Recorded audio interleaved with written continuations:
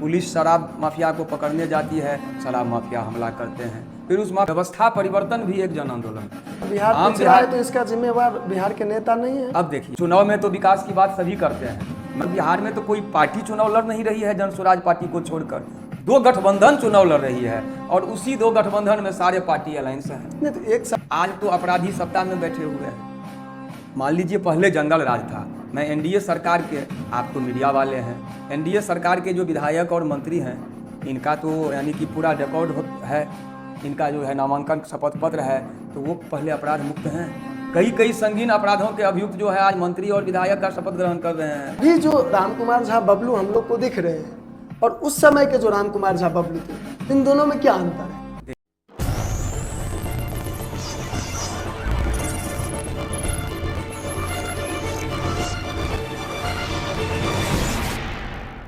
किसी ने बड़े कमाल की बात कही है कि कहने को तो बहुत कुछ है पर चुप रहने में ही सुकून मिलता है। आज जो हमारे साथ मेहमान हैं वह एक साधारण सा दिखने वाले व्यक्ति हैं जिन्होंने छात्र जीवन से ही जनहित के लिए आवाज उठाते रहे, जिनकी दादी को न जाने राष्ट्रपति पुरस्कार के साथ साथ प्रधानमंत्री पुरस्कार और कितने सारे पुरस्कार मिले। उनका जन्म 3 अक्टूबर 1978 ईस्वी को एक साधारण सा परिवार में हुआ। माता का नाम श्रीमती जयश्री देवी जो खुद भी जिला पार्षद रही हैं। पिता श्री कैलाश झा जो अपने व्यापार संभालते थे। शिक्षा की बात की जाए तो 1993 ईस्वी में 10th पास किए, 1995 ईस्वी में 12th पास किए तथा 1998 ईस्वी में ग्रेजुएशन केमिस्ट्री ऑनर से पढ़ाई करते करते राजनीति की तरफ उनकी रुचि जाने लगी। तब उस समय छात्रों का चर्चित संगठन भारतीय राष्ट्रीय छात्र संगठन कांग्रेस NSUI से जुड़कर लगातार जनहित की मुद्दों पर आवाज उठाते रहे। कुछ वर्षों के बाद पंचायत चुनाव में भी उनका जलवा देखने को मिला। 2011 से लेकर 2021 तक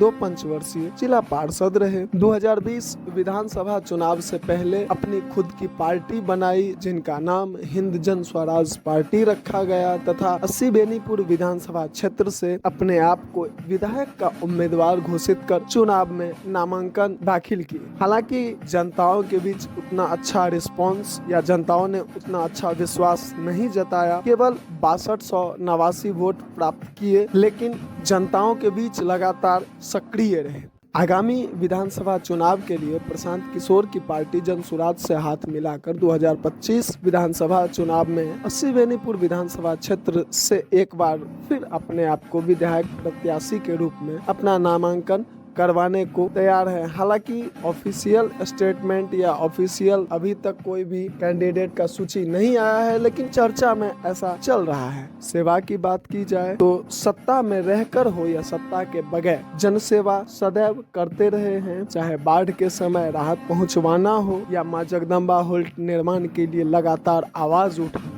यहाँ तक कि ट्रेन का ठहराव करके ही दम लिए हैं। इन सब के बीच पुलिस मुकदमा भी कई बार हुआ है। हमारे बीच श्री रामकुमार झा उर्फ बबलू जी हैं। बहुत बहुत स्वागत है। और आपके चैनल के माध्यम से संपूर्ण क्षेत्रवासी, प्रांतवासी और देशवासियों को भी मैं शुभकामना देता हूँ।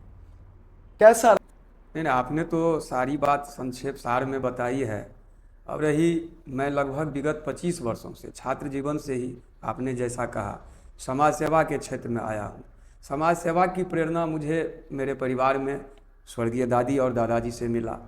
मेरी दादी गांधीवादी थी और आप जानते हैं कि स्वतंत्रता संग्राम में राष्ट्रपिता बापू का स्वतंत्रता का सबसे बड़ा हथियार सत्याग्रह और स्वावलंबन, तो स्वावलंबन का सबसे बड़ा प्रतीक चरखा और खादी था। और खादी और चरखा को राष्ट्रपिता महात्मा गांधी का यानी स्वावलंबन का सबसे बड़ा प्रतीक जो था चरखा और खादी था। और आज़ादी जो है सो खादी के आंगन में ही फला फूला। तो उस खादी और चरखा को पूरे दुनिया में प्रतिष्ठित करने का काम हमारी स्वर्गीय दादी ने किया। आप जानते हैं आज मशीन और तकनीक का युग है और उन्होंने अपने हस्तकला से ये साबित कर दिया कि आज भी हस्तकला और प्राकृतिक गुण जो है और मानव में उस जितनी क्षमताएं हैं वो मशीन और तकनीक पर भारी है। उन्होंने हाथ से एक जनरल चरखा पर 900 अंक का सूत काटा जो आज तक दुनिया के किसी मशीन ने नहीं काटा है। तो समाज सेवा, राष्ट्र सेवा का प्रेरणा हमारे परिवार के, हमारे जो दादा दादी थे स्वतंत्रता संग्रामी थे, हमारा पूरा परिवार स्वतंत्रता संग्राम में सक्रिय योगदान दिया है। खासकर मैं जिस गांव में जन्म लिया हूँ, ये नवादा शक्तिपीठ माँ जगत जननी जगदम्बा की पवित्र धरती है और ये स्वतंत्रता सेनानियों का गांव रहा है। आज़ादी के लड़ाई में सर्वाधिक स्वतंत्रता सेनानी देने वाला ये गांव है। तो मुझे मेरे परिवार और मेरे गांव से ही मुझे समाज सेवा और राष्ट्र सेवा की प्रेरणा मिली। और पढ़ाई तो आप जानते हैं शिक्षा का मूल उद्देश्य क्या है। तो हमने देखा ये एकेडमिक एजुकेशन और डिग्री लेकर के भी मुझे तो नौकरी नहीं करना है, मुझे तो जनता का नौकरी करना है और वो अवैतनिक करना है। तो मैं अध्ययन अभी भी कर रहा हूँ, स्वाध्याय 7 घंटा 8 घंटा मैं समाज सेवा के बाद भी करता हूँ विभिन्न ज्ञान विज्ञान के विषयों पर। लेकिन मैं एकेडमिक एजुकेशन में लोगों को प्रेरित कर रहा हूँ, लेकिन एकेडमिक एजुकेशन में अगर मैं जाता तो मैं समाज सेवा नहीं कर पाता। तो तभी से मैं समाज सेवा में सक्रिय रूप से हूँ और जनता जनार्दन के आशीर्वाद से जीवन पर्यंत समाज सेवा के लिए प्रतिबद्ध हूँ। हमने बहुत समय से देखा है कि आप लगातार जनता के बीच में रहे हैं। अभी हाल ही की बात करें तो कई सारे मुद्दे पर आपने आवाज़ उठाया है, लेकिन छात्र जीवन की बात करें तो हमने सुना है कि भारतीय राष्ट्रीय छात्र संगठन कांग्रेस NSUI से भी आप रहे हैं। हम यहाँ के बेनीपुर के प्रखंड अध्यक्ष रह चुके हैं, दरभंगा जिला के उपाध्यक्ष रह चुके हैं और छात्र संगठन के माध्यम से छात्र हित का हमने कई आंदोलन किया है। जैसे कि प्राइमरी एजुकेशन में सुधार हो। आप जानते हैं एजुकेशन का बेस है प्राइमरी और माध्यमिक शिक्षा। आज हमारे बिहार के उच्च शिक्षा प्राप्त जो ग्रेजुएट और पोस्ट ग्रेजुएट और PhD डिग्री धारक हैं, अन्य प्रांत में वो हास्यास्पद स्थिति में होते हैं। हमारे यहाँ के पोस्ट ग्रेजुएट आज 11 को 11 कहते हैं, 21 को 21 कहते हैं। उन्हें बेसिक नॉलेज नहीं है। हमें एक पोस्ट ग्रेजुएट मिले, वो भूगोल से पोस्ट ग्रेजुएट थे और वो दुर्भाग्य की बात है ग्लोब में उत्तरी ध्रुव और दक्षिणी ध्रुव नहीं समझ रहे थे, देशांतर और अक्षांश की बात नहीं समझ रहे थे। कुछ विज्ञान के छात्र मिलते हैं जो अणु परमाणु और तत्व यौगिक की बात नहीं समझते हैं। तो केवल डिग्री, बिहार की डिग्री का इसीलिए वैल्यूशन नहीं है क्योंकि शिक्षा में गुणवत्ता नहीं है। तो हमारा एजुकेशन में गुणवत्ता हो, बच्चों में स्किल डेवलपमेंट हो और सरकारी क्षेत्र के विद्यालयों में सुधार हो, पढ़ाई लिखाई का स्तर। सो हमने प्राइमरी से लेकर हायर एजुकेशन तक सुधार हो, इसके लिए हमारी जो क्षमता थी उससे मैंने पूरे मनोयोग से संघर्ष किया। अभी मैं जब जिला परिषद में था तो मैंने जिला परिषद से 2 बार प्रस्ताव पारित करा के राज्य सरकार को भिजवाया कि प्राइमरी एजुकेशन में और माध्यमिक एजुकेशन में मैथिली में यानी स्थानीय भाषा में, मातृभाषा में पढ़ाई का पाठ्यक्रम निर्धारित हो, टीचरों की बहाली हो और पढ़ाई बहाल किया जाए। उस पर हमने कई बार संघर्ष भी किया, लेकिन अभी तक सार्थक परिणाम नहीं देखने को मिल रहा। हम कई बार देखते हैं कि कई लोग आंदोलन करते हैं और आंदोलन से निकलकर एक नेता के रूप में सामने आते हैं, समाज सेवी के रूप में सामने आते हैं। लेकिन जब आपके बारे में मैं जान रहा था तो उस समय मैंने ये सोचा कि जब कोई विद्यार्थी पढ़ाई कर रहा उस समय उसके पास उतना नॉलेज नहीं होता, वो स्कूल कॉलेज तक का नॉलेज ही रखता है। तो उस समय ऐसा आपने क्या देखा कि आप राजनीति में आए, उस समय भी छात्र संघ में आकर के आपने कई सारे आंदोलन किए, कई सारे। तो उस समय ऐसा क्या देखने को मिला? क्योंकि अभी जो रामकुमार झा बबलू हम लोग को दिख रहे हैं और उस समय के जो रामकुमार झा बबलू थे, इन दोनों में क्या अंतर है? देखिए, राजनीति का मूल उद्देश्य होता है समाज सेवा, एक आदर्श और उन्नत समाज का निर्माण, समाज को दिशा दिखाने का काम। आज राजनीति देश और समाज का नीति निर्धारण करता है। तो हमने देखा कि छात्र हित की बात हो, युवा हित की बात हो, आम आवाम के हित की बात हो, यानी समाज के सर्वांगीण विकास के लिए राजनीति में जाना चाहिए। अब रही चुनावी राजनीति, तो ये जरूरी नहीं है कि हम चुनाव लड़के राज सत्ता प्राप्त करके ही सेवा करें। हाँ, सेवा को पूर्ण रूप से लागू करने के लिए, जनहित के कामों को पूरा करने के लिए जनादेश रूपी शक्ति की ज़रूरत होती है। तो छात्र काल में हमने जो संघर्ष किया, जिस एजेंडों पर लड़ाई लड़ा, बहुत सारे एजेंडा सरकार से लड़के पूरा भी हुआ, तो हमने ये महसूस किया कि राजनीति समाज सेवा का एक उत्तम माध्यम है। आज लोग उसे जिस स्तर में बदनाम कर दिए हों, राजनीति को गंदे दृष्टि से देखा जाता हो, लेकिन राजनीति राष्ट्र सेवा का सर्वोत्तम जरिया है और एक धर्म है, मानव धर्म है राजनीति। तो मैंने ये देखा कि समाज सेवा के लिए अगर मैं जीवन पर्यंत संकल्पित हूँ तो राजनीति के माध्यम से इसे पूरा करूँ। तो राजनीति हमारा जो है सो एक साधन है अपने साध्य को पूरा करने के लिए, लक्ष्य को। मेरा लक्ष्य है मानव सेवा, अपने गांव का, अपने क्षेत्र का, अपने ज़िला, अपने राज्य को मैं विकास करूं, आम आवाम का काम आ सकूं, उनके हक हुकूक की आवाज़ उठाऊं। इसके लिए राजनीति एक साधन है और साध्य तो मेरा मानव सेवा है। क्या मानव सेवा के लिए किसी पार्टी से जुड़ना ऐसा जरूरी ज़रूरत है? नहीं है, ज़रूरी नहीं है। लेकिन अब आप एक चीज़ देखिए, ये व्यवस्था जो एक बनी हुई है समाज के काम के लिए, तो व्यवस्था आप आज देख रहे हैं, सत्ता परिवर्तन हो रहा है। एक सरकार से लोग उठते हैं, दूसरी सरकार को बनाते हैं, फिर तीसरे आते हैं। तो सरकारें तो बदल रही है, लेकिन व्यवहार नहीं बदल रहा है। तो व्यवस्था परिवर्तन भी एक जन आंदोलन है। तो मैं राजनीति में सत्ता प्राप्त करने के लिए नहीं, मैंने क्या कहा कि सत्ता में जाना मेरे राजनीति का एक लक्ष्य है कि मैं आम आदमी का विकास कर सकूं। राजनीति का जो उद्देश्य है, तो उसके लिए व्यवस्था परिवर्तन जरूरी है। तो व्यवस्था परिवर्तन के लिए राजनीति में आके ही व्यवस्था बदला जा सकता है, आम आवाम के सहयोग से। इसीलिए व्यवस्था परिवर्तन के लिए, और राजनीति का एक और भी काम है, आम लोगों को जागरूक करना, उन्हें संवैधानिक और नैतिक मूल्यों के प्रति जवाबदेह बनाना, जागरूकता लाना, राजनीतिक शिक्षण चेतना का प्रसार करना, लोगों में राजनीतिक सिद्धांत की जानकारी देना, राष्ट्रीय एकता और अखंडता को कायम रखना। तो इस सब उद्देश्य से को पूरा होने के लिए व्यवस्था परिवर्तन की ज़रूरत है, और वो नीचे से ऊपर तक।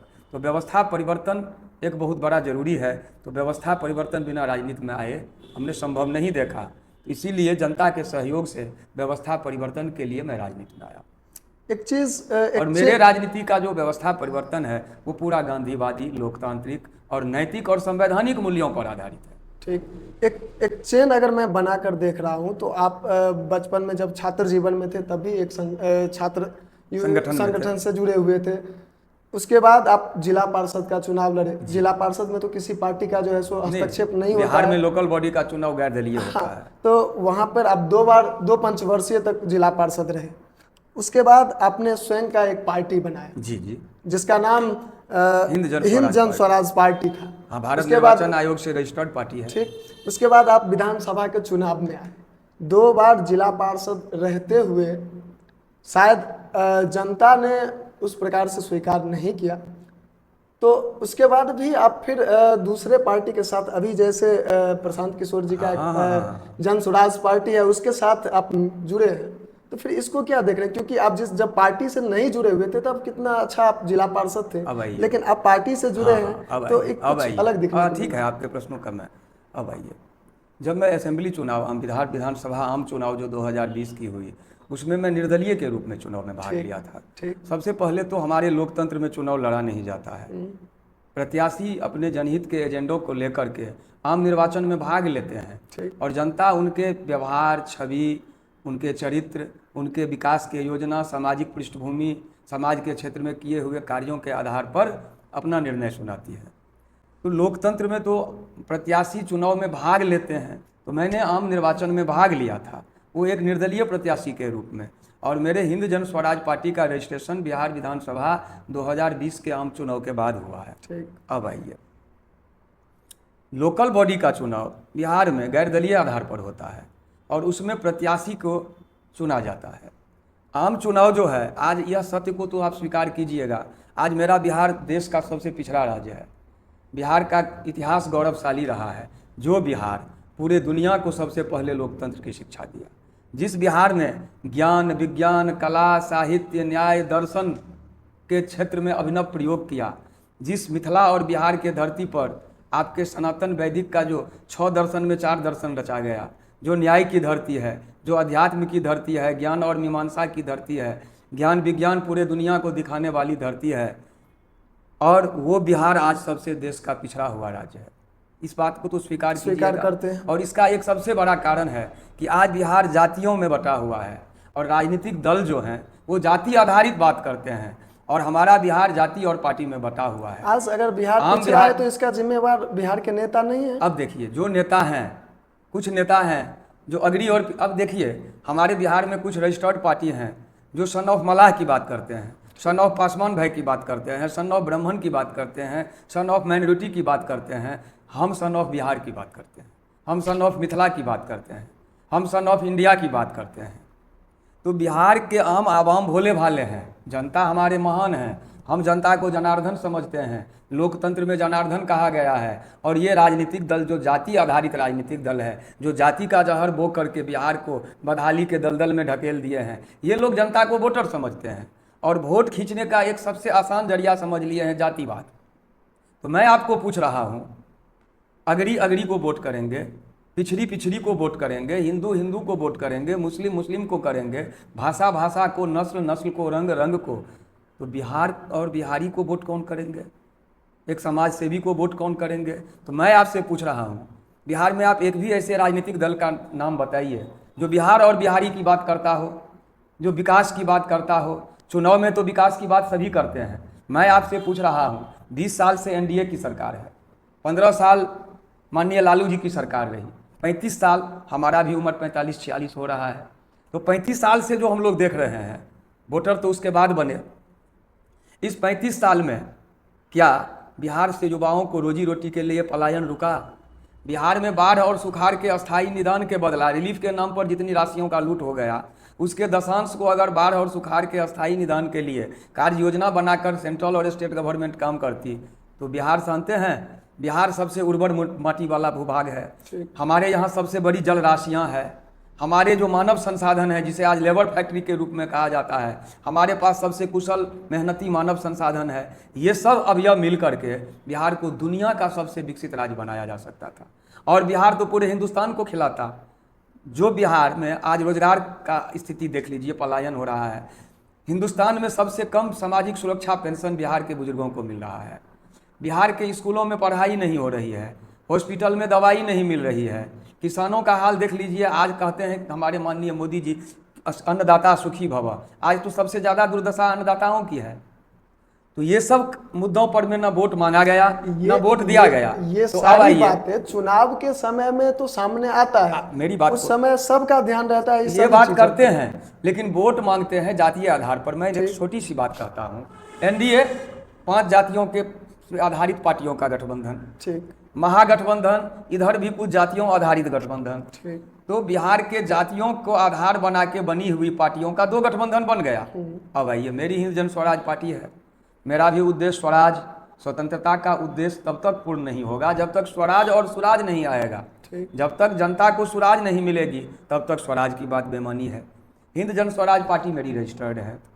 बिहार विधानसभा आम चुनाव में ध्रुवीकरण किया गया 2 गठबंधन के द्वारा, और हमारे आम आवाम जो है सो जातीय गोलबंदी में बंट गए। तो मुझे जो लोगों ने वोट दिया, बेनीपुर विधानसभा के आम आवाम ने जो वोट दिया मुझे, तो बेनीपुर को वो वोट मिला, लोकतंत्र को वो वोट मिला। तो मैं संतुष्ट हूँ कि आखिर 6,6200 लोगों ने तो मेरे एजेंडे पर मोहर लगाया, और 2 तरफा जो हुआ वो जात आधारित, वो जात पर में मोहर लगा। तो हमने हिंद जन स्वराज पार्टी बनाई, और स्वराज का और सुराज पार्टी भी बनी। प्रशांत किशोर जी का पदयात्रा हुआ, और बेनीपुर के धरती पर हमारे ऐतिहासिक गांव आबी भवार से शुरू हुआ और नवादा में आके पूर्ण हुआ, माँ जगदम्बा की धरती पर।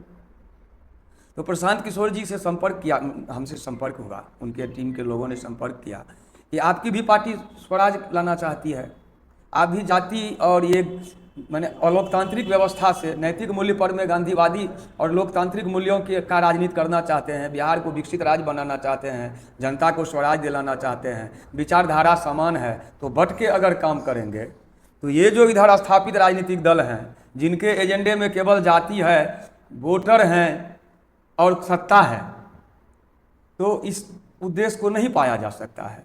और आपके एजेंडे में जनता को जनार्दन समझा गया है, वोटर नहीं। आप विकसित प्रांत बनाना चाहते हैं कि बिहार देश का सबसे विकसित प्रांत हो, पलायन रुके, बाढ़ सुखाड़ का स्थायी नियंत्रण हो, शिक्षा की गुणवत्ता बढ़े, स्वास्थ्य का गुणवत्ता बढ़े, बिहार में मानव विकास सूचकांक बढ़े, बिहार के लोगों में खुशहाली सूचकांक में बढ़ोतरी हो, प्रति व्यक्ति आय बढ़े, लोग स्वावलंबी बने। तो क्यों ना हिंद जन स्वराज पार्टी और जन स्वराज पार्टी मिल के बिहार में स्वराज लाने का काम करे।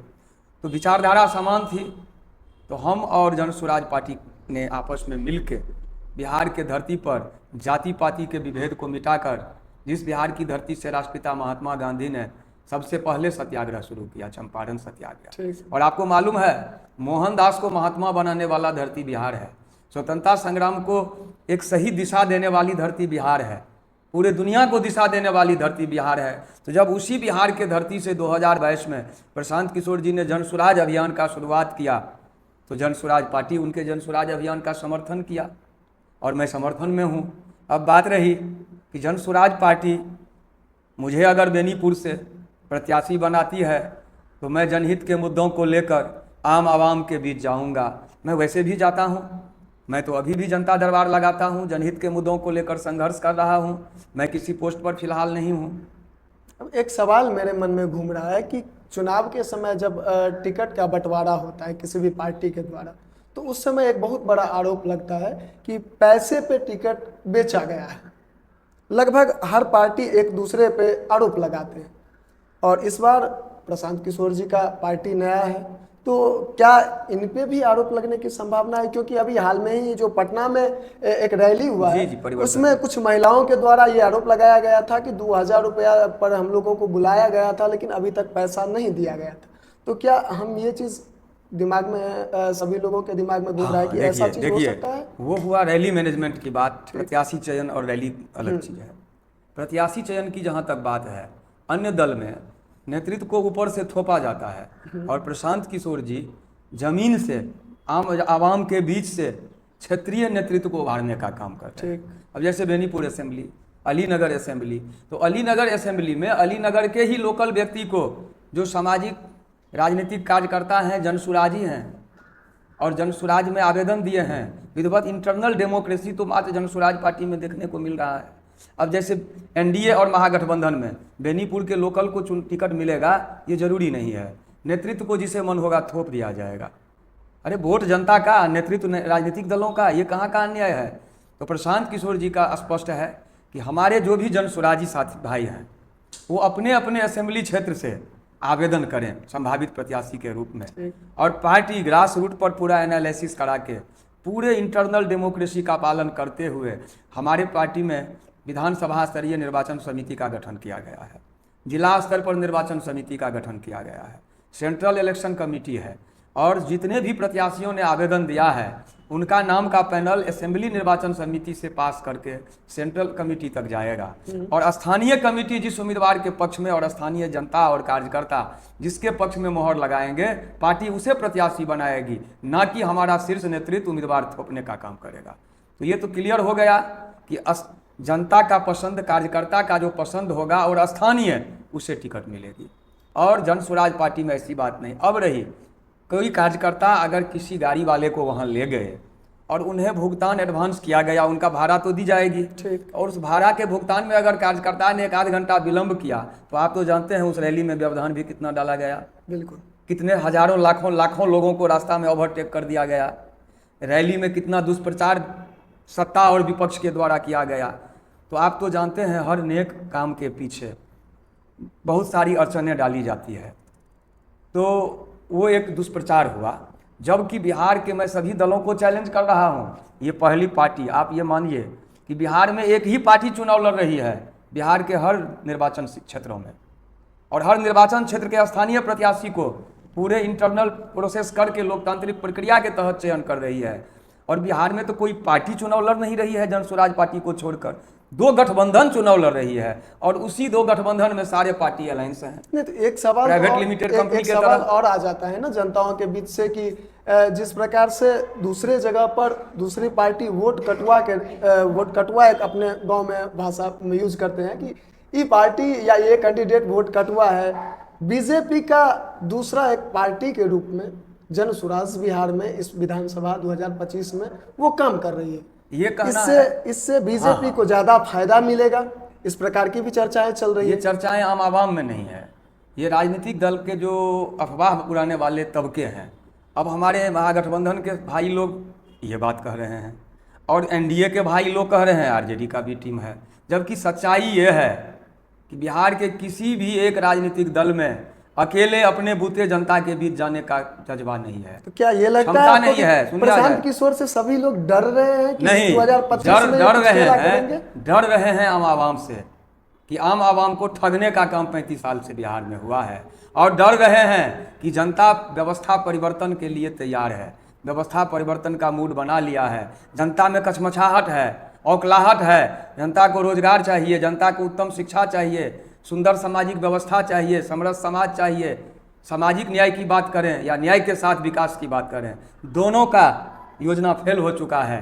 तब ये लोग अफवाह उड़ा रहे हैं। प्रशांत किशोर जी को जनता पर विश्वास है कि जनता सही निर्णय करेगी, और अगर ऐसा विश्वास है इसीलिए तो उन्होंने जन स्वराज पार्टी अकेले अपने एजेंडे और जनता के विश्वास के बदौलत बिहार विधानसभा 2025 के आम चुनाव में भाग लेने जा रही है, जबकि कोई भी दल अपने एजेंडे पर, अपने पार्टी के नाम पर जनता के बीच नहीं जा पा रहे हैं। अब देख लीजिए, 5 पार्टी राजद के नेतृत्व में अलायंस बना लिए हैं, तो गठबंधन न हुआ। 5 पार्टी बीजेपी के नेतृत्व में अलायंस बना लिए हैं, तो 2 गठबंधन और 1 दल चुनाव लड़ रहा है, जन स्वराज पार्टी। और 2 गठबंधन, वो तो पार्टी रहा नहीं, प्राइवेट लिमिटेड कंपनियों का एक अलायंस बन गया, और उनमें इंटरनल डेमोक्रेसी नहीं है। आप जानते हैं उस पार्टी में आला कमान कहलाते हैं। आला कमान का जो फरमान होगा, पार्टी चलती है कार्यकर्ता के विचार पर, लोकतंत्र में सरकार चलती है जनता के विचार पर। लेकिन वो सब जो स्थापित पार्टियां हैं, ये तो नई पार्टी है, ये तो स्वीकार करना पड़ेगा। और व्यवस्था परिवर्तन के लिए जनता के विश्वास और सहयोग के बदौलत बनी है। तो विश्वास है मुझे जनता पर कि इस बार बिहार जीतेगा, और जातीय गठबंधन और सत्ता लोलुपों की हार होगी। बिहार जीतेगा, लोकतंत्र की धरती से, लोकतंत्र की जननी से सुराज आएगा जो पूरे देश में फैलेगा। किसी क्षेत्र के विकास में सबसे ज़्यादा भूमिका अगर किसी भी चीज़ का रहता है तो वहाँ के व्यापारिक स्थिति और क्राइम कंट्रोल पे रहता है। पिछले कई दशक से हम लोग देख रहे हैं कि क्राइम धीरे धीरे बढ़ता ही जा रहा है, कमने का नाम नहीं ले रहा है। चूँकि जब लालू जी का सरकार था, रीजन था, तो उस समय लोग उनको अब के लोग जंगल राज कहते हैं। लेकिन अभी का भी जो कार्यकाल है, इस समय भी हम देख रहे हैं कि क्राइम लगातार बढ़ते जा रहा है। अब क्राइम अगर बढ़ेगा तो वहाँ पे बिजनेस या व्यापार कम होगा, अब कम होगा तो क्षेत्र डेवलप नहीं कर पाएगा। तो आपके जन स्वराज में जब आप लोग मीटिंग करते होंगे आपस में, तो क्या रणनीति होगी कि यहाँ पे क्राइम को कैसे कंट्रोल किया जाए? देखिए, सरकार का अगर नीयत सही हो तो नीति स्पष्ट लागू होगी। तो यहाँ तो नीयत सही नहीं है, एक दूसरे पर छीटाकशी करने में समय गुजारा कर देते हैं। सरकार अगर चाह ले तो अपराध नियंत्रण 1 घंटा में होगा। आज बिहार में जो अपराध हो रहा है वो एक संस्थागत और प्रायोजित अपराध हो रहा है। क्या ऑफिसों में घूस लिया जा रहा है, इससे आप अपराध नहीं मानते हैं? बिल्कुल मानते हैं। आज थाना में आप जाइए, आज बिहार में शराबबंदी के नाम पर भी खूब अपराध हो रहा है। पुलिस शराब माफिया को पकड़ने जाती है, शराब माफिया हमला करते हैं, फिर उस माफिया पर कोई कार्रवाई नहीं होती है, और शराब का अवैध कारोबार चल रहा है। मूल बात है, सत्ता का मनसा ही नहीं है कि अपराध नियंत्रण हो। जन स्वराज पार्टी के पास स्पष्ट और मजबूत प्लान है कि नीचे से ऊपर तक सोसाइटी, आम सिविल सोसाइटी और एडमिनिस्ट्रेशन के बीच समन्वय बनाकर, जागरूकता बनाकर सबसे पहले संस्थागत भ्रष्टाचार को शून्य किया जाएगा।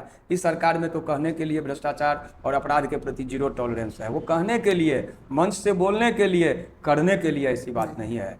जन स्वराज पार्टी सबसे पहले, आपने ठीक ही कहा, जब तक विधि व्यवस्था की स्थिति ठीक नहीं रहेगी तब तक बाहर के उद्यमी भी नहीं निवेश करने आएंगे। हमारे यहाँ निवेश शून्य होगा तो औद्योगिक विकास कैसे होगा? जन स्वराज पार्टी सबसे पहले बिहार में जो अपराध है उसको शून्य करने का काम करेगी। आज तो अपराधी सत्ता में बैठे हुए हैं। मान लीजिए पहले जंगल राज था। मैं एनडीए सरकार के, आप तो मीडिया वाले हैं, एनडीए सरकार के जो विधायक और मंत्री हैं, इनका तो यानी कि पूरा रिकॉर्ड है, इनका जो है नामांकन शपथ पत्र है, तो वो पहले अपराध मुक्त हैं।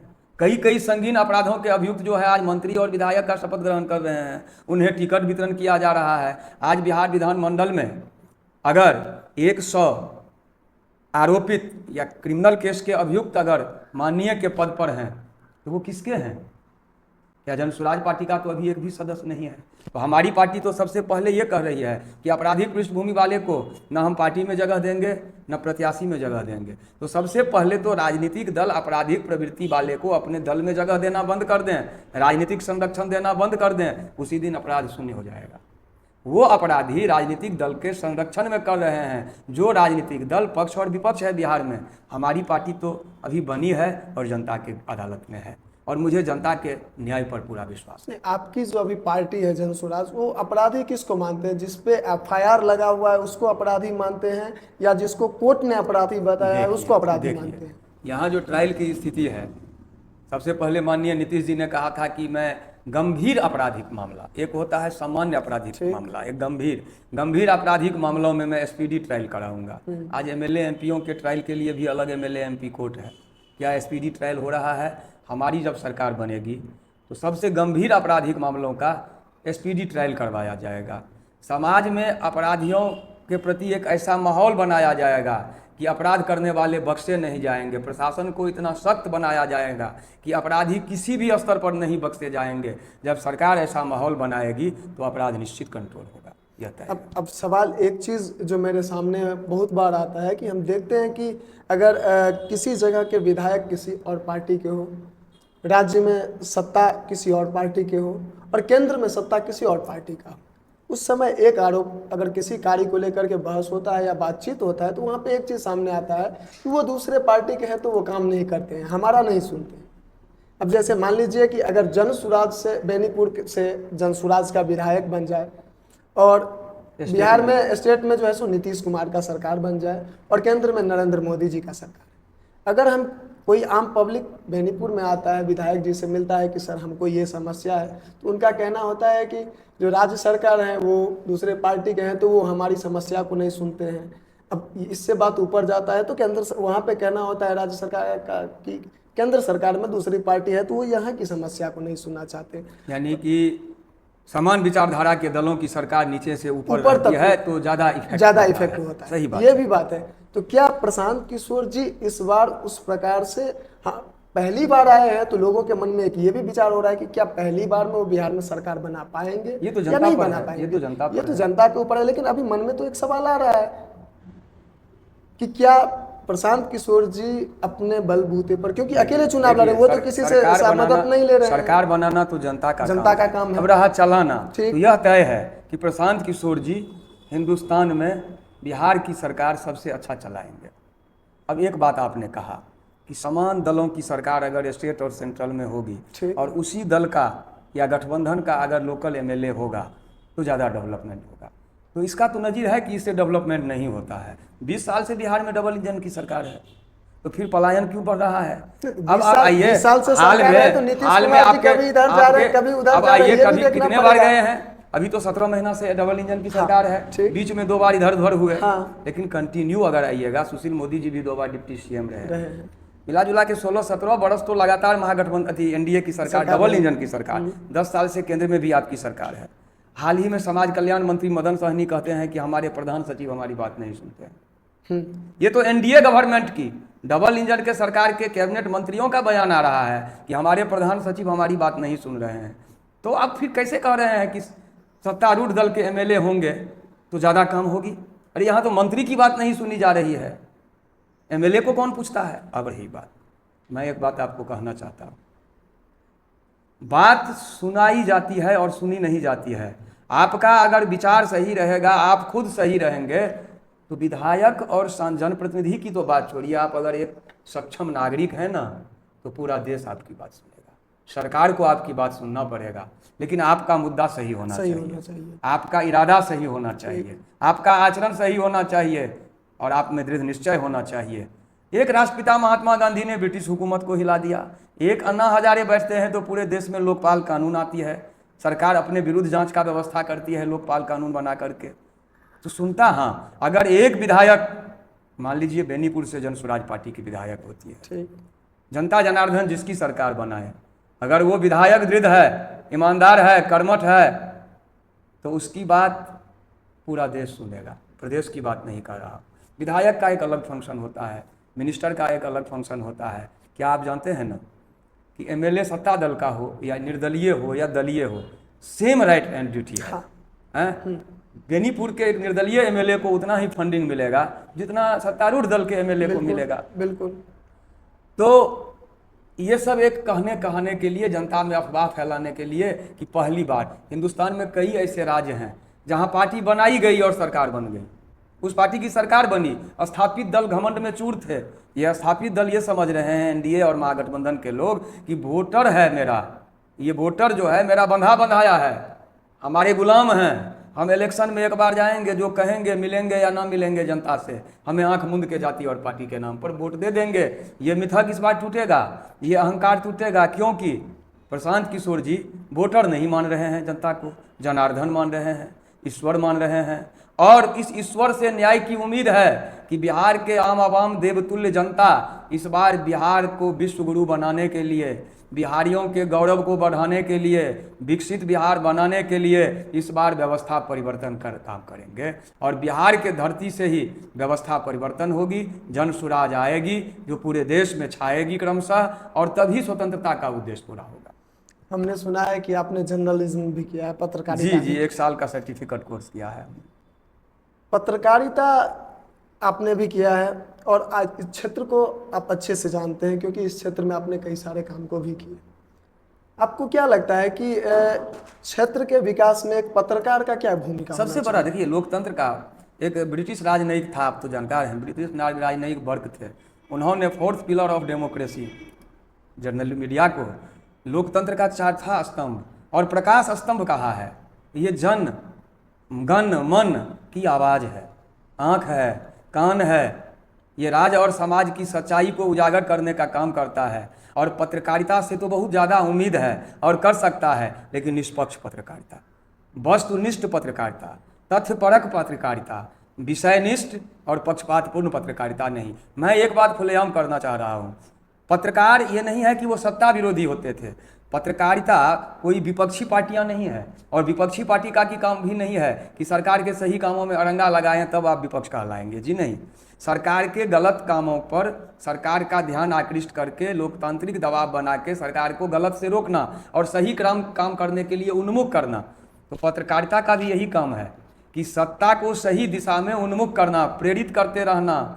और सत्ता अगर जनता के हित का काम नहीं कर रहा है तो विपक्ष को जगाना कि आप सत्ता को विवश करिए। लेकिन आज दुख के साथ मैं कह रहा हूँ कि आज अधिकांश मुख्य धारा की जो मीडिया है वो सत्ता का माने चाटुकारिता का पक्षपातपूर्ण रवैया देखने को मिल रहा है। मैं ये सवाल इसीलिए रख दिया आपके साथ क्योंकि आज मीडिया सत्ता और सरकार की आवाज बन गए हैं, जनता राज और समाज की आवाज नहीं। बिल्कुल, और लोग उन पे आरोप ये लगाते हैं कि ये गोदी मीडिया है।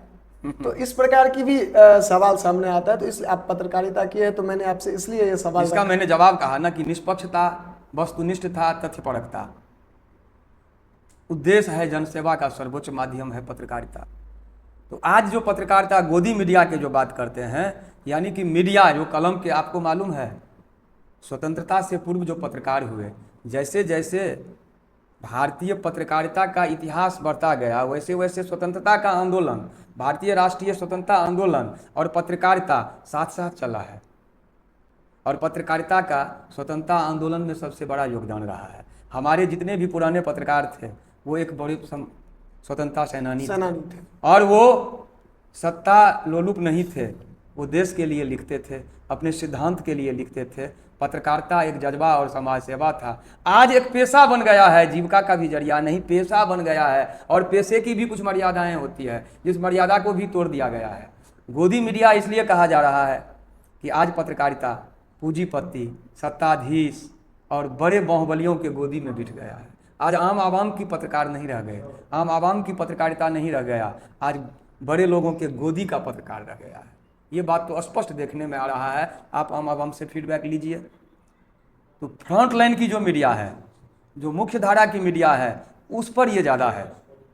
वो सच्चाई को दिखा नहीं रहे, पक्षपात करते हैं, जिसकी सरकार उसकी जयकार। आज तो राजनीतिक दल के प्रवक्ता की तरह बोल रहे हैं, सत्ता पार्टी के प्रवक्ता की तरह मुख्य धारे के मीडिया के लोग बोल रहे हैं। कुछ लोग तो इलेक्शन कमीशन पे भी सवाल खड़ा कर देते हैं। देखिए, लोकतंत्र में विचार के अभिव्यक्ति का स्वतंत्रता है। माननीय संविधान ने नागरिक को किसी भी निर्णय पर अपना मत सम्मत रखने का अधिकार दिया है। तो हमारा जो निर्वाचन आयोग है, संवैधानिक संस्था है, तो निर्वाचन आयोग के कार्य प्रणाली में अगर कोई खामियां आम आवाम या किसी प्रतिनिधि को नज़र आता है, दृष्टिगत हो रहा है, तो ये बात रखें इस तरीके से कि निर्वाचन आयोग को ऐसा करना चाहिए, ऐसा नहीं करना चाहिए। इसका मतलब ये नहीं है कि निर्वाचन आयोग को ये कह रहा है कि आप गलती कर रहे हैं, गलती नहीं करना चाहिए। तो क्या निर्वाचन आयोग में कोई खामियां होगी तो नहीं बोला जाएगा? वो क्या भारत का लोकतांत्रिक संस्थान नहीं है? क्या वो राज व्यवस्था और संविधान से ऊपर हैं? ऊपर नहीं है, लेकिन जैसे वो मतलब ईवीएम पर आरोप लगा देते हैं कि ईवीएम हैक कर लिया गया, ये वो। देखिए, क्या ये संभव है? ये कारण क्या क्योंकि है? इलेक्शन कमीशन ने तो कई बार देखिए, चैलेंज भी कर दिया अब है। आइए, सरकार एक शंका तो एक यहाँ उत्पन्न हुई है कि पहले चीफ इलेक्शन कमिश्नर और इलेक्शन कमिश्नरों के चयन की जो प्रक्रिया थी उसमें कार्यपालिका, विधायिका, न्यायपालिका का पूरा समावेशन बैलेंस बनाया गया था। आज एग्जीक्यूटिव और लीडर ऑफ अपोजिशन, हाउस और एग्जीक्यूटिव और विधायिका मिलकर चयन करेंगे, जुडिशियरी को साइड करा दिया गया एक कानून बना करके। तो सरकार का हस्तक्षेप, जो नियोक्ता है, चुनाव आयोग की नियुक्ति कौन करता है? गवर्नमेंट कर रहे हैं। गवर्नमेंट करती है। तो जो नियोक्ता है चुनाव आयुक्त का, तो वो उसके प्रभाव में आ सकते हैं अगर आप सजग नहीं रहेंगे। विपक्ष, पत्रकार, मीडिया और विपक्ष और सामाजिक संस्थान और आम नागरिक, सिविल सोसाइटी के जो प्रबुद्ध लोग हैं, वो अगर सजग नहीं रहेंगे तो सरकार के प्रभाव क्षेत्र में तो आ सकते हैं, क्योंकि वो नियोक्ता है, ये उनके अंदर में नियोजित एम्प्लॉई हैं। अब बात रही कि वो भी एक संवैधानिक संस्था है, तो संवैधानिक संस्था पर संवैधानिक तरीके से सिविल सोसाइटी के लोगों को आवाज़ उठाने का अधिकार है। हाँ, उन्हें गाली देने का अधिकार नहीं है, मिथ्या दोषारोपण का अधिकार नहीं है। अब आते हैं बिहार पे। बिहार में सबसे ज़्यादा अगर समस्या किसी बात को लेकर है तो वो जातिवाद को लेकर के। हाल में कुछ दिन पहले आपने भी देखा होगा कि बिहार में जातीय जनगणना हुआ। यह केवल हिंदू वर्ग में जातीय जनगणना हुआ, बाकी और किसी भी वर्ग में ऐसा नहीं देखने को मिला, ऐसा लोगों का आरोप है। तो क्या बिहार के साथ साथ अगर पूरे देश की जो बात कर रहे हैं कि पूरे देश में जातीय जनगणना होना चाहिए, तो हर एक जाति में होना चाहिए, या फिर ये जातीय जनगणना किसी भी क्षेत्र के किसी भी विकास में एक बाधक के रूप में सामने आ सकता है? क्योंकि उसके बाद ये भी सामने आता है कि जिसकी जितनी संख्या उसकी उतनी साझेदारी, ये भी बात सामने आ जाती है। तो क्या जातीय जनगणना सही है या नहीं? हाँ भाई, ये देखिए, राजनीतिक स्वार्थ से प्रेरित कोई भी योजनाएं लोकहित में और राष्ट्रहित में अच्छी नहीं होती है। ठीक। अब जातीय जनगणना की मैं ये नहीं कह रहा हूँ कि जातीय जनगणना नहीं होना चाहिए, ये बुरी चीज़ है, मेरे कहने के अभिप्राय पर है, मैं आपके ही बात का जवाब दे रहा हूँ। दुर्भाग्य है कि धर्म की परिभाषा धर्माचार्यों को बतलाना चाहिए। आज धर्म और जाति की बात लोग समझने के लिए तैयार नहीं है। धर्म, पंथ और जाति की बात नहीं समझ रहे हैं, या जो समझदार हैं वो समझा रहे हैं गलत तरीका से। क्या धर्म किसे कहते हैं? सबसे पहला मानव धर्म है। मानव धर्म है कि दया, करुणा, दया, सत्य, अहिंसा, बिल्कुल, अस्तेय, परोपकार, ब्रह्मचर्य, अपरिग्रह, करुणा, क्षमा, यही सब तो मानव धर्म है। और यह हर मानव में होना चाहिए। इन लक्षणों का जो धारण जो करे इन लक्षणों का, वही धर्म है, धार्मिक है। और यह उत्तम विचारधारा का जो धारण हम करते हैं वो धर्म है। अब रही जाति, जाति जन्म से होता है। हमारे यहाँ जो सनातन वैदिक पद्धति है उसमें वर्णाश्रम है, वर्ण है और आश्रम है। तो वर्ण है, जाति नहीं है। जाति की जहाँ तक बात हुई, मान लीजिए आरक्षण है ना, मैं एक आज के राजनीतिक दल उसकी सही, आरक्षण और जाति जनगणना, इसका कुछ दल बड़ा मुद्दा बनाते हैं वोट के दृष्टि। उनका नज़र है वोट पर, उनका नज़र न जनता के हित से जुड़ा हुआ है कि जनगणना जनहित में अच्छा काम है या आरक्षण। तो उसकी सही व्याख्या करने से क्यों कतराते हैं? आरक्षण का प्रावधान मात्र 10 साल के लिए संविधान में टेम्पोररी की गई थी, लेकिन आज जितने भी दल हैं वो आरक्षण की सीमा को बढ़ाए जा रहे हैं सीधे। तो आरक्षण की सही व्याख्या की जाए। आरक्षण राज्य के द्वारा अपने वंचित समुदाय के नागरिकों को, नागरिक समूह को, जो शैक्षणिक, आर्थिक और सामाजिक रूप से मुख्य धारा से कट के अंतिम पैरान पर चले गए हैं, उन्हें राज्य प्रोत्साहन देकर, शैक्षणिक आर्थिक प्रोत्साहन देकर के उसे उस काबिल बना के मुख्य धारा में ला दे। जब वो मुख्य धारा में आ गए तो फिर जो पिछड़े हैं उन्हें मुख्य धारा में लाए। तो ये राजकीय प्रोत्साहन हुआ, जो कि जाति के आधार पर नहीं। शैक्षणिक और आर्थिक रूप से पिछड़े हुए जो नागरिक हैं, राज्य का सबसे बड़ा अवयव नागरिक होता है। नागरिक, भूभाग, सरकार, संप्रभुता, क्या राज्य के जो अवयव होते हैं घटक, उसमें नागरिक सबसे बड़े होते हैं। भूभाग बड़ा होता है, उसकी सरकार होती है, उसकी कुछ संप्रभुताएं होती है। राज्य के लिए जाति का शब्द, जाति तो कोई अवयव नहीं है या घटक नहीं है, ये तो राजनीतिक दलों का वोट खींचने का एक साधन हो गया है। अब रही, कुछ राजनीतिक दलें कह रहे हैं कि संसाधन का सही सर्वेक्षण और करने के बाद यानी संसाधन का सही अंकन हो जाएगा जातीय, ये एक्सरे है ठीक। कि किस कास्ट के लोगों की आर्थिक, शैक्षणिक और सामाजिक स्थिति क्या है। उसके बाद योजना निर्धारण होगा ताकि समावेशी विकास के लक्ष्य को पूरा किया जाए, सामाजिक न्याय के अवधारणा को पूरा किया जाए और सामाजिक एकता, आर्थिक समानता ये कायम हो सके। इसके लिए जातिगत जनगणना आवश्यक है। तो आप इसमें से जाति शब्द हटा के नागरिक गणना, जनगणना तो होती थी, जनगणना का तो 10 साल पर प्रावधान है। जो जनगणना हमारे डबल इंजन की जो माननीय मोदी जी की सरकार है शायद नहीं करा पाए हैं। इससे पहले एक जनगणना हुआ था, जाति आधारित आर्थिक और पारिवारिक जनगणना, सेक 2011 हुआ था ना, जिसका रिपोर्ट आज तक सार्वजनिक नहीं की गई। तो क्या सरकार है या राजनीतिक दल हैं नागरिक आर्थिक सर्वेक्षण की बात या आर्थिक गणना की बात नहीं कर सकते हैं?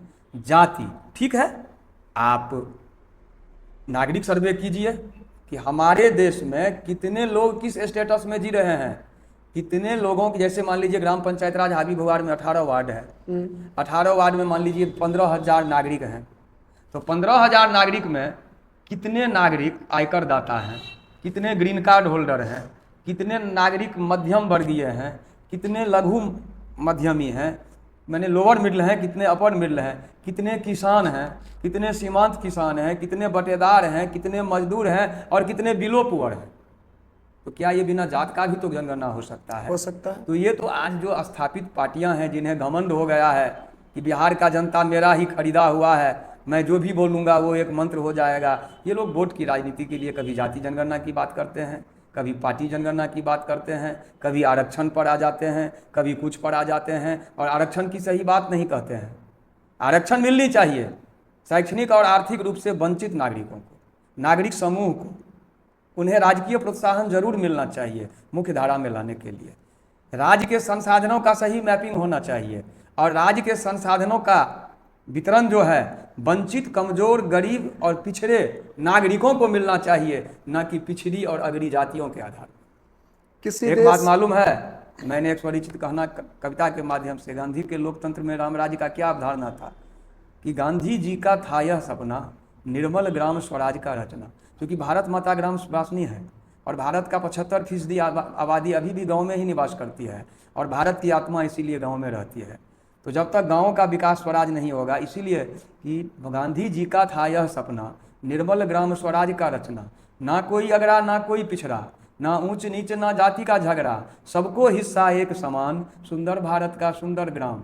तो गांधी जी के लोकतंत्र में, राम राज्य में, जो आज राम राज्य की बात करते हैं, राम के नाम पर राजनीति करने वाले हैं लोग, वो लोग गांधी के राम राज्य पर आवे। तो गांधी के राम राज्य में अगड़ी पिछड़ी, हिंदू, मुस्लिम, सिख, ईसाई नहीं थे, भारत के सभी भाई भाई हैं, भारत माता के सभी संतान हैं और उसमें 2 जातियां थी, गरीब और अमीर की जाति थी। तो गरीबी और अमीरी के आधार पर सर्वेक्षण हो। अगर बिहार इस बार 2025 का जो विधानसभा का चुनाव होने वाला है बिहार में, तो उसमें सबसे बड़ा मुद्दा क्या रहना चाहिए? देखिए, सबसे बड़ा मुद्दा बिहार में रोजगार संकट, ठीक, पलायन नियंत्रण। हमारे यहाँ के एक भी एजुकेशन सेंटर को दिखाइए जहाँ गुणवत्ता युक्त पढ़ाई, स्कूलों में आज पढ़ाई नहीं, हॉस्पिटलों में कहीं दवाई नहीं है। तो सबसे बड़ा मुद्दा होगा रोजगार सृजन, पलायन नियंत्रण।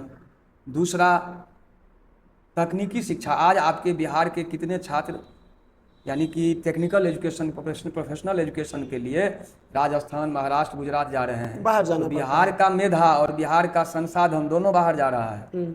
बिहार का श्रम और धन भी बाहर जा रहा है। आप जानते हैं बिहार के बैंकों में जितना धन जमा है, आज बिहार में CD रेशियो देश में सबसे कम है।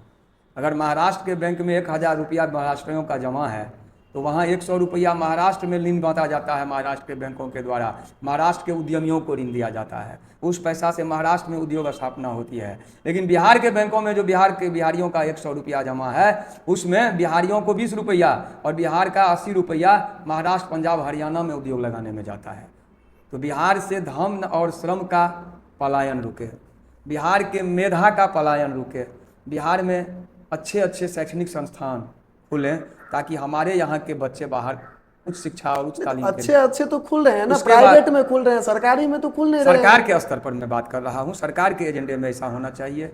दूसरा बार, आज बिहार बाढ़ और सुखाड़ की त्रासदी झेल रहा है, तो बाढ़ और सुखाड़ का अस्थायी निदान हो, किसानों का हालात सुधरे और संस्थागत भ्रष्टाचार दूर हो। आप अपने पंचायत में जाइए, पंचायत सचिव से लेकर मुख्य सचिव तक बिना नजराना का काम नहीं कर रहे हैं।